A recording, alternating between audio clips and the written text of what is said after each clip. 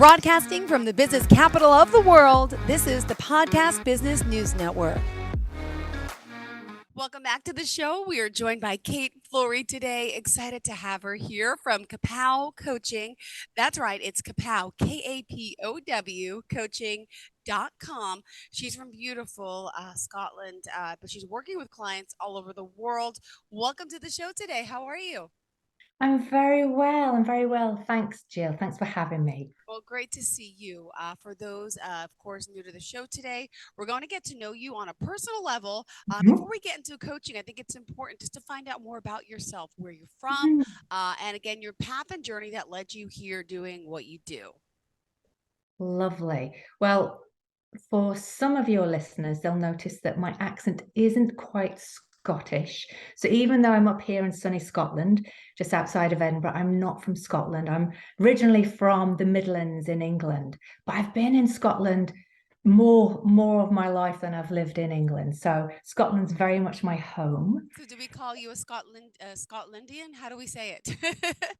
Well, do you know, I just say I'm British. It just Perfect. keeps it nice and simple. But, you know, most people think that if you're from Scotland, you've got a very Scottish accent. So I don't. So if people are listening in thinking they're going to hear some lovely lilts, they're going to be slightly disappointed. But yeah, I've been in Scotland and I live here with my husband and my two kids. And yeah, like I said, we've been here quite a while, and Scotland is beautiful. It's a lovely, lovely place. You know, where people talk about there's a community and there's a sense of, you know everybody. You know, Scotland's very much like that. You know, I find that on a personal level as well as on a business level, you always seem to be connected to somebody somehow. There's always those degrees of separation, and that's what's lovely about living and working in Scotland. Wonderful. Wow. I've never been to Scotland. Now you make me want to go to Scotland. And you've had this company now since what, 2002? Could you share your backstory? So you've been doing this for quite some time. Tell me a little bit more about your personal life and work life, and how did you discover coaching? Yeah. So as you said, I mean, this is going to be my 21st year as a coach, Wow. which honestly, when I first trained to be a coach, which I did with the Coaches Training Institute, CTI, Mm-hmm. literally very few people had even heard of coaching. You know, there's lots of talk about life coaching, but Yeah, it was very much an American thing, dare I say it. You know, in it's Britain, okay. it still was quite a new thing. But coaching had been something that I'd been thinking about probably, easily 10 years before that. So what got me into, I guess, personal development first rather than coaching was probably like lots of people who listen to your show, you get to a point in your life where something happens. Is it Yeah. that kind of trigger point? All of us have our trigger points and our traumas, but it guides us to the next phase in life. Absolutely. So I was probably in my mid-20s when that happened. I reached a point where and always in the moment, you just think your whole world's crumbling. You know, things weren't working. I was in bad relationships, was making bad decisions. And I was just basically feeling very lost and very alone. And I didn't know what to do. And it literally was one of these stumbling into a bookshop and finding a book that in some ways jumped off the shelf at me and said, read me. And it was Positive Thinking by Vera Pfeffer that really just started my journey on personal development. Because what that taught me, literally when I was in my 20s, that when you are struggling, when you're alone, when you think there are no answers, actually you have the answers. Yeah. You just need to tap in, ask yourself. And so that taught me the whole notion of self-coaching, Mm-hmm. even before I knew it was such a thing. And also mental fitness, that whole idea of however you view a situation, either good or bad, it's a perspective. And you can choose to find the positive, find the learning, and find the gift in something. So that was back in my 20s and didn't do much with it, was just an interest. And then, as luck would have it, got a chance to work in the world of personal development. And then latterly, just took the chance of actually studying and becoming a coach. And when I made that decision, Jill, it just felt like I had been waiting for that Yeah. moment, as if everything just aligned itself. And, the coaching was taking place in Edinburgh, which I'd never done before. And it just was that light bulb moment of, this is what I want to do. Got it. Well, we're excited to have you here and have you join us. And I know today in specifics, we're going to get a little deeper into this. I know you talk about the way, you coach and what makes you different. And you call it confidence coaching in a sense and Mhm. dealing with imposter syndrome and confidence crossroads. We're going to talk about mental fitness as well, resilience, and of course, dealing with stress. And everyone has so much stress. And then we'll talk about the pandemic, which led so many more of us to stress. But let's start off with your unique approach. You call it confidence coaching, and I've never heard of this before. So I'm excited to even learn, and I'm sure our listeners are here too. Yeah, well, I guess I call myself a confidence and a mental fitness coach, because in a way, the two go very much together. Mm-hmm. So, what I've over the years is that coaching for various reasons, and when you have self-doubt, when you have that niggle about yourself, linking to imposter syndrome as well, but also you don't really know how to shift that negative chatter into a positive one, it can have a real impact on how we show up at work, how stressed we feel, how we perform, what we believe in ourselves, how motivated we are. There's Mm-hmm. loads of factors. And so confidence and mental fitness coaching is something that personally I've worked through for the past 30 years. I've built myself up using these skills and these tools, but also I found literally the past 5 years, this is what clients were coming to me and admitting that actually I'm struggling. I don't feel confident. I think I'm making the wrong decisions. I'm not sure what to do. And so that confidence is something that I just notice so much more that people are more willing to talk about than probably Mm-hmm. ever before, Jill. Got it. Well, we're excited to have you here. And really, on a personal level, just want to remind everyone if they do want to reach out to you again, we got to keep reminding them of the website. Would you mind sharing? It's Kapow Coaching. That's Kapow, coaching.com. And like you mentioned, you're really passionate about making a difference in people's lives, Mhm. and you believe in love also being a catalyst for change and believing in all those little light bulb moments when that light goes off. Yeah, that's like discovery, and there's things out there which you could help us through. By the way, you can also download a summary you mentioned of your offerings there on the website.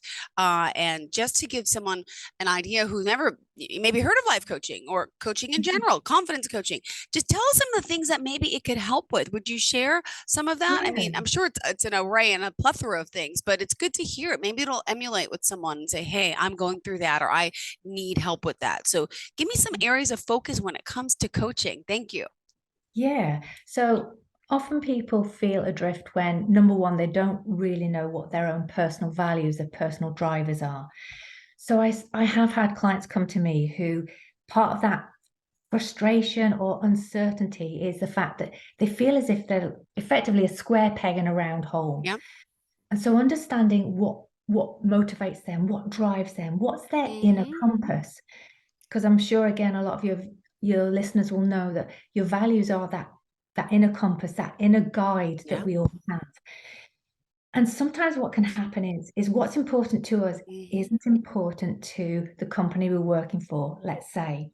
So for instance, if your integrity is very much a strong value of yours, yet you're with a company that, just do things more by the seat of the pants and get away with things, that's going to make you feel uncomfortable. Mm-hmm. And often you don't realize that that's impacting how you feel about your role, your job, because you think there's something wrong with you. True. Yet it's just that there's that mismatch.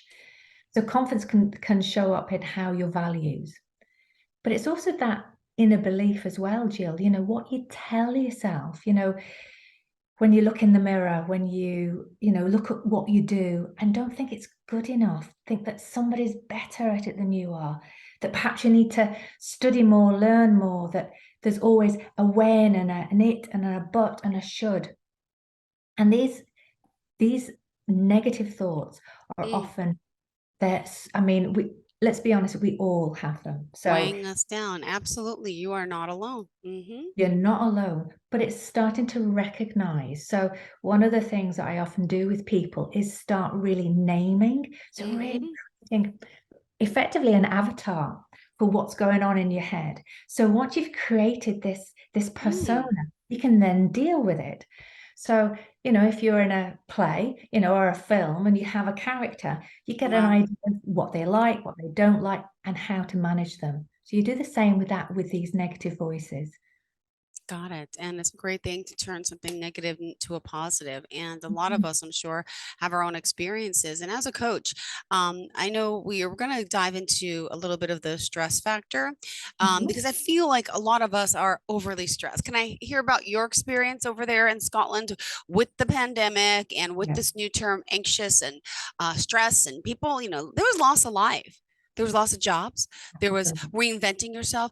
I mean, your children, your priority that can't go to school. I mean, there was just so much happening in the world. And I always try to look at the good to come out of things, Kate. And I feel like, well, this is good, right? We have virtual coaching. Are able to reinvent ourselves at the wheel and be able to help people that maybe we never would have known or to help. And here you are coaching. We're speaking. I'm in the United States. I'm in New York. You're there in Scotland. It's a beautiful thing. And your services now, you're helping so many people. So there is good to come out of it. But would you mind sharing what happened to us as a society as a whole with this whole stress and anxiety? Yeah. So I think, so I know from research that 1 in 14 people these days feel stress every single day. And one of the statistics that came out recently was that 79% of people Wow. felt stress because of workplace Wow. stress. And and that's certainly something that echoes in a lot of the coaching, the people who come to me, where they're expected to do more with less Mm-hmm. hours, with less resources. And as you was talking about, juggling it from Yeah. home or actually going back into the office when they haven't been there for 2, 3 years, and that anxiety of, well, will other people, adhere to the rules? Will they feel as, confident and comfortable about working in the workplace? And Mm-hmm. so what I've found is that people started off with the pandemic, that kind of like gung ho spirit, we'll get through this together. But it went on, and people got exhausted. There was lots of talk about burnout, people feeling burnt out, Yeah. not being able to cope. And as you said, juggling, working from home, managing the kids, managing elderly parents, the community, we all felt responsible for so many other people, as well as getting the job done and expecting to keep the business alive. So what finding now is that people are still operating at that breakneck speed where they're still feeling as if they have to do so much, Yeah. and they're not switching off, Mm-hmm. and they're not looking at how they can de-stress, what tactics, Yeah. what boundaries they can put in place. Mm-hmm. So simple boundaries could be that, you turn your phone off at a certain time and let work know you're turning your phone off. Or lots of people are still juggling with, having their laptop in a bedroom or, at the end of a dining room table, Yeah. and finding a way to put that away so that when work finishes, you Ah, finish work. it's true. It's true. Is there any tips maybe you can give us to help manage stress? And then I want to go through your process as a coach. Some people Hmm. might say, well, how does it work? How do I meet with Hmm. Kate? How often do we talk? What is the commitment and the accountability on my part? And how long do I need to be with a coach for? So some great questions there, Jill. But let's do some how to manage stress first. So a lot of the work I do is using something that I call PQ, which stands for positive quotient. It's part of the training I did with Positive Intelligence and Shirzad Shamain. And basically, they are mindfulness moments, Mm-hmm. literally in minutes. Yep. And so rather than thinking, oh, I've got to de-stress, I've got to do something, I haven't got enough time, if you think that you can give yourself 10 seconds or Got it. 30 seconds, this is what I'm talking about. So one of the techniques is literally, and you can do it if people are in the car, if they're driving, if they're on the Perfect. bus, or if they're just listening at home, is you literally just take a breath. Usually starts with a breath, just a normal breath, breath in and out. And I just want you to feel the weight of your body on the seat. Mm-hmm. Just feel the weight of your body as you're sitting on your seat. Mm-hmm. Notice which part of your body contacts the seat. Notice the different touch points. Notice the temperature of where your body meets the seat. And then just feel your feet wherever they are, whether they're dangling or whether they're on the floor. Just feel your feet on the floor. Mm, And I just want you to wiggle your toes. I am. So, that was like 20, 30 seconds where getting you out of your mind chatter and into your body. And these PQ moments, these mindful moments in minutes, literally just teach you with eyes open or eyes shut, loads of different techniques, how to get into your body and out of your head. And so when we do that, Jill, what we're doing is we're switching off our survival brain, that Mm-hmm. fight, flight, freeze, that negative part of our brain. And we go into this neutral pause place that allows us to tap into our success brain, the Okay. one that is full of cognitive, abilities, our creativity, our empathy, our passions, and so we can access the best version of ourselves. Hmm. Well, thank you for that. And You're, Kate, let's remind everyone how we could reach you. Would you share your website, phone number, any social media pages as yeah, well? absolutely. So you can reach me on www.kapow coaching, and that's Kapow coaching.com. And as you mentioned, people can check out the resources page. So I offer lots of free taster sessions. So in fact, I run mental fitness hit sessions, these little mindful moments where people can come along for free for 15 minutes. I've Mm-hmm. got reflective writing sessions. So I've got lots of free resources that people can tap into, or they can just jump in and request a coaching session with me. Try out coaching for the first time. So again, that's something that people can do. Because as you said, everybody has a perception of what coaching is.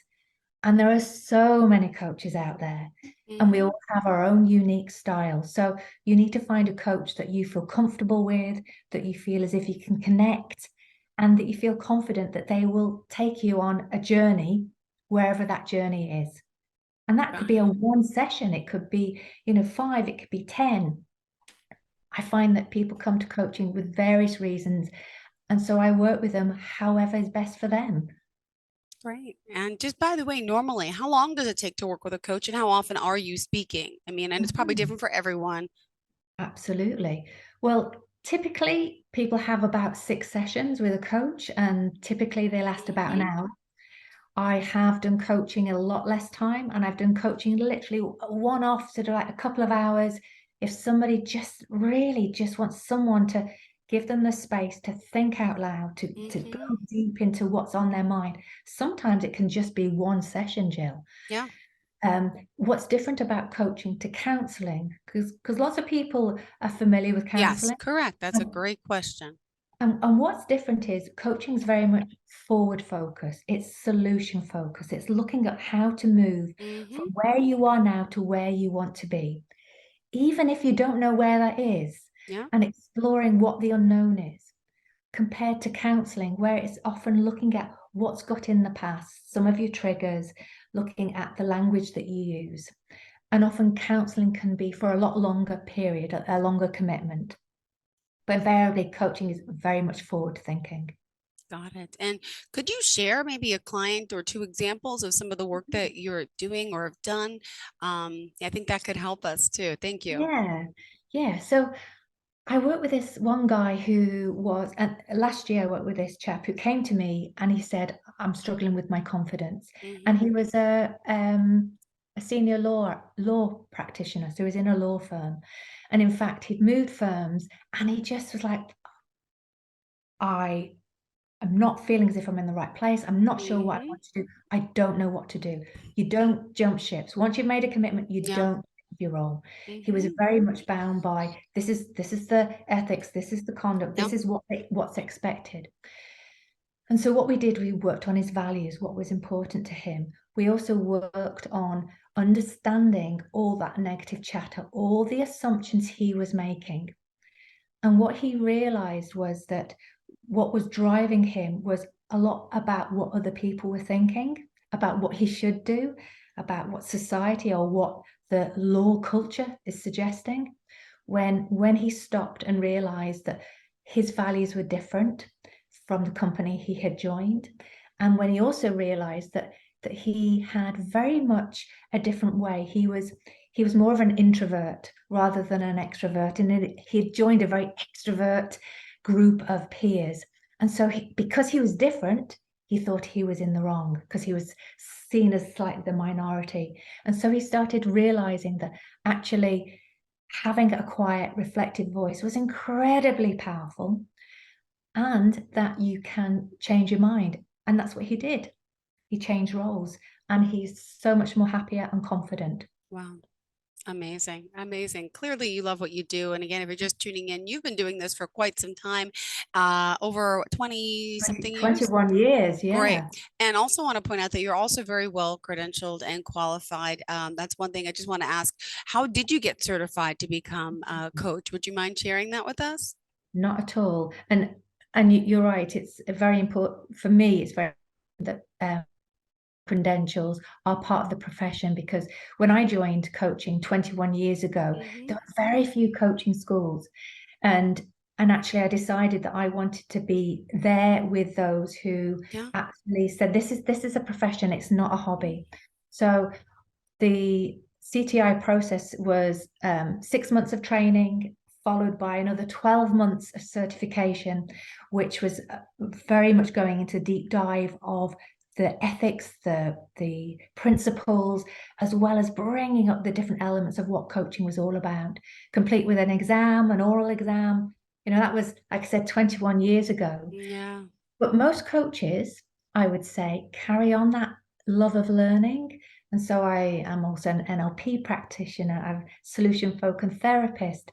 I've brought different skills. And 3 years ago, I became certified as a mental fitness coach.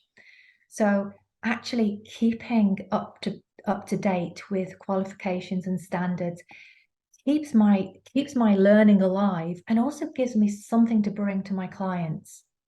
Got it.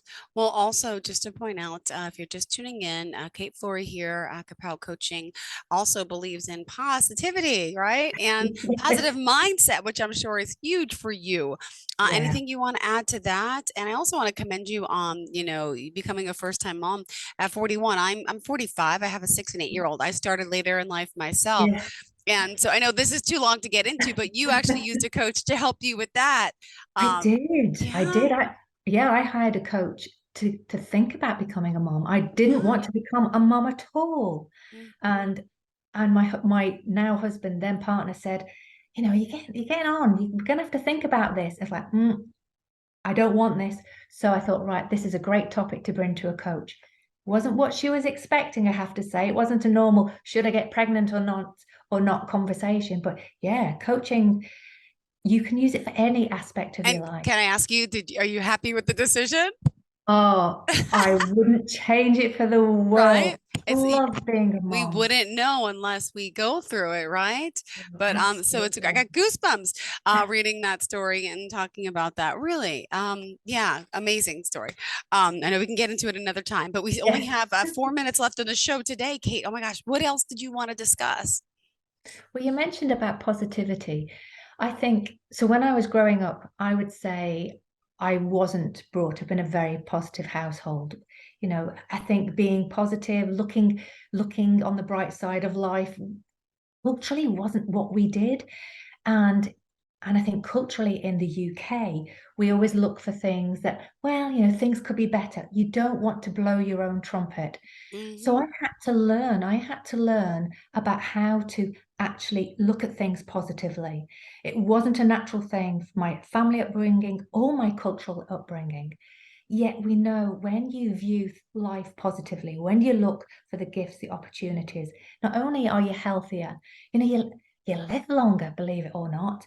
You're happier, you're more motivated, your relationships improve Yeah, because you've shifted into that mindset where things are possible. got it.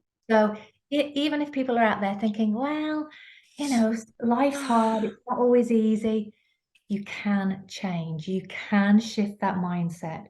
And it starts, like with anything, awareness. When you're aware, you then have choices. And when you have choices, you can then choose an action. Beautiful. Well, Kate, it's a pleasure getting to know you. If someone here wants to reach out to find out more about your coaching, do you offer an initial discovery call? I do.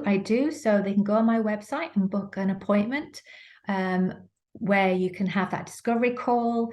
There's also, my website, you can just reach out to me as well, and we can sort something up, because absolutely you need to see what it's like to see Yep. if it's for you, or if the type of coaching I do is what you're looking for. Perfect. Well, thank you again. Remind everyone how we could reach you, please. Yes, you can reach me at Kapow Coaching. That's Kapow coaching.com. Okay. Well, thank you so much for being here, for joining us. Pleasure getting to know you today. And by the way, what time is it there now in Scotland? It's coming up for 3 o'clock in the afternoon. Okay, sorry. I might have said good morning. My apology. Well, good morning to those in the United States. But all right, good. Enjoy the rest of your afternoon. Pleasure getting to know you, and looking forward to us having the next conversation. Thank you again. I'm looking forward to it too. See you later, Jill. Good Bye, afternoon, Kate. good morning to everyone else. You have a fantastic day. Thank you so much. And you make me want to visit. I'm going to Google more about Scotland, and in particular, Good. what city? Edinburgh, and Edinburgh. especially at the festival time. That's Which the is perfect when? time. In August. Okay, good to know. July and August. That's perfect Would it be time. good for a 6 and 8-year-old? Magical. Okay, Absolutely perfect. I'm going to look magical. into it. Thank you so much. We'll talk next week. Have a great day. Are you looking for even more of the podcasts and hosts that you love? The Podcast Business News Network is proud to announce that you now have even more ways to listen live. Check out the MyTuner Radio, online radio box, and Simple Radio apps on iOS and Android, or find us online. Search for Business News Network on mytuner-radio.com, or search Podcast Business News Network on streama.com and onlineradiobox.com/US. Take your podcast on the go and don't miss a minute of the action.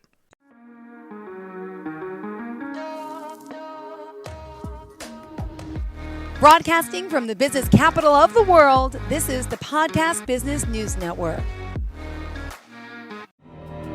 For nearly 2,000 severely injured veterans, everyday life has become filled with barriers.